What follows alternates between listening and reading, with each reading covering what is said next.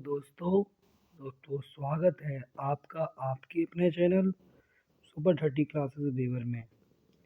तो हम बात करेंगे एक नए वीडियो की जिसका नाम है नए चैप्टर की जिसका नाम है भूमि अधिग्रहण अधिनियम 2013 लैंड एक्विजिशन एक्ट 2013 की बात करेंगे। तो इसमें हम चर्चा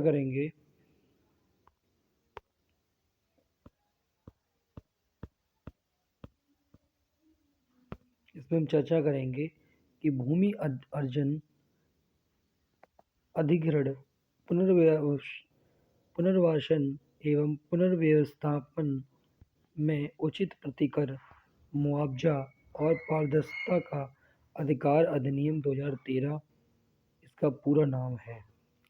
भूमि अधिग्रहण पुनर्वासन पुनर्व्यवस्थापन में उचित प्रतिकर मुआवजा और पारदर्शिता का अधिकार अधिनियम 2013 इसका नाम है। भूमि अर्जन लैंड एक्विजिशन यानी कि भूमि लैंड को सरकार द्वारा ले लेना। भूमि लैंड को सरकार द्वारा ले लेना।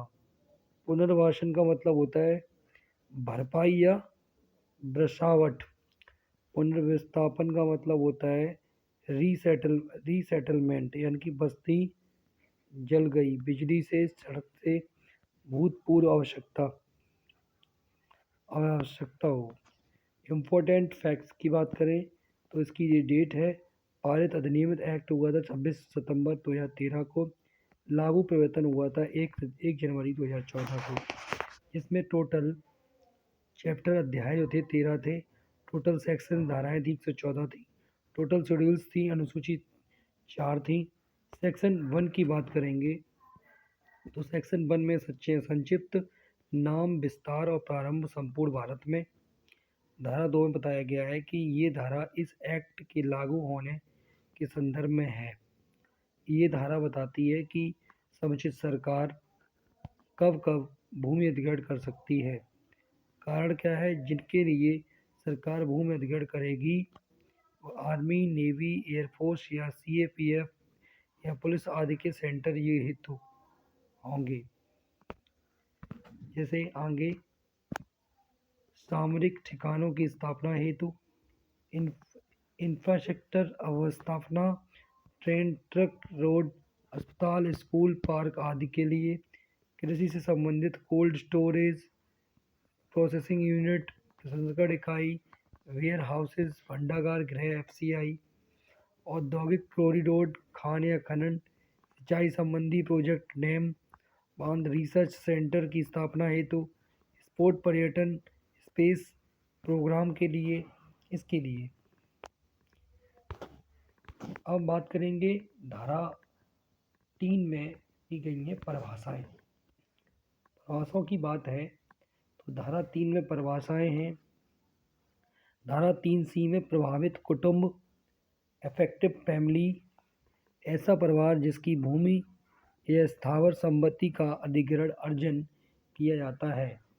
ऐसा परिवार जो भूमि का मालिक तो नहीं है पर भूमि अधिग्रहित करने से 3 साल पहले से उस पर कार्य कर रहे हैं और उस पर रोजी रोटी आजीविका आश्रित है।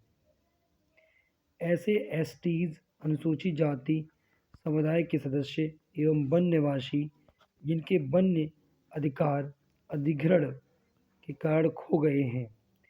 ऐसा परिवार जिसकी जीविका का मुख्य स्रोत अर्जन के 3 साल पहले तक वनों या जलराशियों पर निर्भर रहा है, केवल भी इसी में शामिल है। वन उपज, फॉरेस्ट प्रोड्यूस इकट्ठा करना, शिकार करना और मछली पालन करना। धारा 3D में बताया गया है कि कृषि भूमि, एग्रीकल्चर लैंड, निम्नलिखित कार्यों में यदि भूमि उपयोग हो रही है तो माना जाएगा कि वह कृषि भूमि है। खेती या उद्यान कृषि, सब्जी या फल या फूल, दुग्ध, मिल्क, मुर्गी पालन, मछली पालन, रेशम, नर्सरी आदि की भूमि, पशुओं के चारागाह, फसलों, वृक्षों, घास का बढ़ना, इसके लिए।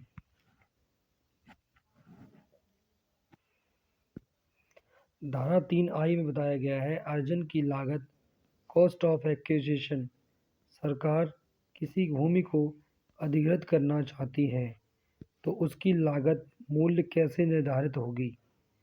जमीन की कीमत, मुआवजे की रकम, उस भूमि पर खड़ी फसल का मूल्य। प्रभावित परिवार के दोबारा बसने के लिए भूमि और भवन की लागत। दोबारा बसने वाले क्षेत्रों अवसंरचना, इंफ्रास्ट्रक्चर और सुख सुविधाओं की लागत। धारा 3K में बताया गया है कि विस्थापित कुटुंब, डिस्प्लेस्ड फैमिली, वे परिवार जिनकी भूमि अधिग्रहण प्रभावित क्षेत्र से रीसेटलमेंट एरिया में पुनर्वास और पुनर्विस्थापन होना है।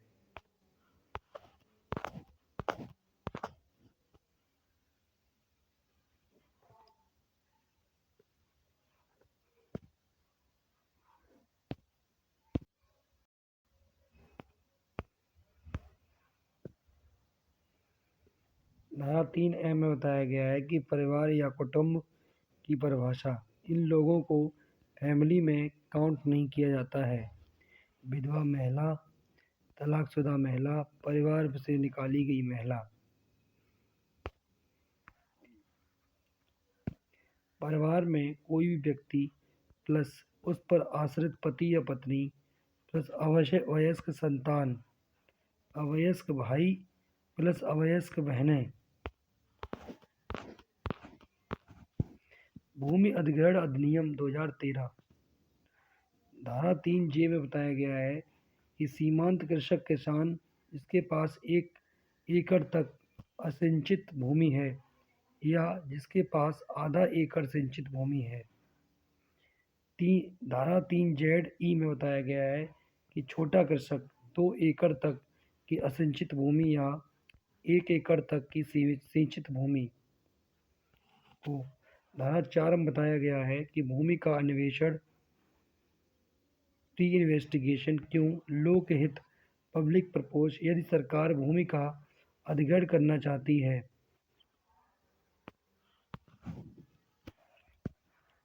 भूमि अर्जन वाले क्षेत्र में पंचायत, नगर पालिका, नगर निगम से परामर्श करेगी। नंबर 2, सरकार एक तारीख निश्चित करती है, स्टडी कराएगी पब्लिक प्रपोज को। नंबर 3, अध्ययन स्टडी प्रारंभ होने की तिथि से 6 माह के भीतर पूरा कराएगी। Number 1, public propose. नंबर 2, प्रभावित एवं विस्थापित कुटुंबों की संख्या। और नंबर 3, कितनी संपत्ति अधिग्रहण से प्रभावित है।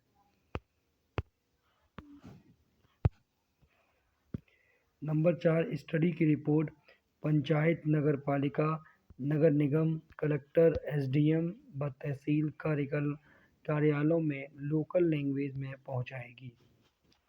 नंबर 5, सरकार की वेबसाइट पर अपलोड कराएगी। नंबर 6, स्टडी रिपोर्ट की जांच विशेषज्ञों की कराएगी। और नंबर 7, स्टडी रिपोर्ट की परीक्षा कराएगी।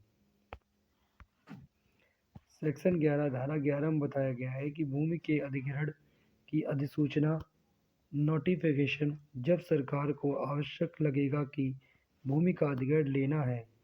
नंबर 1, ब्यौरे सहित भूमि के लिए एक अधिसूचना जारी किया जाएगा।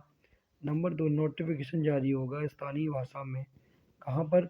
2 दैनिक समाचार पत्रों में, कार्यालयों, पंचायत, नगर पालिका, नगर निगम, कलेक्टर आदि के सरकारी अपनी वेबसाइट पर करेगी। सेक्शन 12, धारा 12 में बताया गया है कि भूमि का प्रारंभिक सर्वे। नंबर 1, भूमि का प्रारंभिक सर्वे किया जाएगा। नंबर 2, भूमि के मालिक को प्रारंभिक सर्वे से कम से कम 60 दिन का समय दिया जाएगा अपनी बात रखने के लिए। नंबर 3, यदि कोई बात रखनी है तो इन्हीं 60 दिनों के भीतर रखेगा। धारा 16 में बताया गया है कि प्रशासक द्वारा पुनर्वास और पुनर्विस्थापन स्कीम का तैयार किया जाना कलेक्टर करेगा। धारा 17 में बताया गया है पुनर्वासन और पुनर्व्यवस्थापन स्कीम का पुनर्लोकन। धारा 19 में बताया गया है पुनर्वास और पुनर्व्यवस्थापन की घोषणा का प्रकाशन। धारा 23 में बताया गया है कलेक्टर द्वारा जांच और भूमि अर्जन निर्णय कलेक्टर जांच करेगा प्लस हस्ताक्षर सहित निर्णय देगा। पुनर्वासन पुनर्विस्थापन प्रतिकर। धारा 26 में बताया गया है कि कलेक्टर द्वारा भूमि के बाजार भूमि का अवधारणा करेगा कलेक्टर भूमि के मूल्य का निर्धारण करेगा। नंबर 1 उस क्षेत्र के लिए भारतीय स्टाम्प अधिनियम में बताया गया है कि बाजार मूल्य देखकर। नंबर 2 आसपास के गांव या पड़ोसी क्षेत्र की भूमि के औसत विक्रय मूल्य पर देखकर। भूमि अधिग्रहण अधिनियम 2013 में नेक्स्ट है कि धारा 27 में बताया गया है प्रतिकर मुआवजा की रकम का निर्धारण। कलेक्टर भूमि का बाजार मूल्य निर्धारित करके भूमि से संबंधित सभी सामानों को जोड़कर मालिक को दी जाने वाली मुआवजे की रकम की गणना करेगा। धारा 38 में बताया गया है कि अधिग्रहित अर्जित की जाने वाली भूमि पर कब्जा लेने की शक्ति कलेक्टर के पास है। धारा 41 में बताया गया है कि SC/ST क्षेत्रों में अर्जन ना किया जाए ऐसा पूरा प्रयास किया जाएगा। धारा 48 में बताया गया है राष्ट्रीय पुनर्वास और पुनर्विस्थापन रीसेटलमेंट समिति की स्थापना कौन करेगा? सेंट्रल गवर्नमेंट मॉनिटर करने के लिए। धारा 50 में बताया गया है कि राज्य पुनर्वासन रीइस्टेब्लिशमेंट और पुनर्स्थापन समिति की स्थापना कौन करेगा? राज्य सरकार मॉनिटर करने का काम। धारा 51 में बताया गया है कि भूमि अर्जन पुनर्वासन और पुनर्विस्थापन प्राधिकरण की स्थापना कौन करेगा? समुचित सरकार सेंट्रल गवर्नमेंट स्टेट गवर्नमेंट। धारा 52 में बताया गया है कि प्राधिकरण की संरचना केवल एक व्यक्ति नियुक्त कोर्ट की तरह काम करते हैं। नियुक्त समुचित सरकार। धारा 53 में बताया गया है पीठासन अधिकारी एक वह जिला जज है या 7 साल से वकालत का अनुभव है। धारा 54 में बताया गया है पीठासन की पदावधि टेन्यूर नियुक्ति की तारीख से 3 साल या 65 साल की आयु तक दोनों में से जो पहले पूरा हो। धारा 74 में बताया गया है यदि प्राधिकरण के निर्णय से कोई असंतुष्ट है तो वह उच्च न्यायालय में अपील डाल सकेगा। कब? प्राधिकरण के निर्णय की तारीख से 60 दिनों के भीतर अपील 6 माह में पूरी कर दी जाएगी। धारा 84 में बताया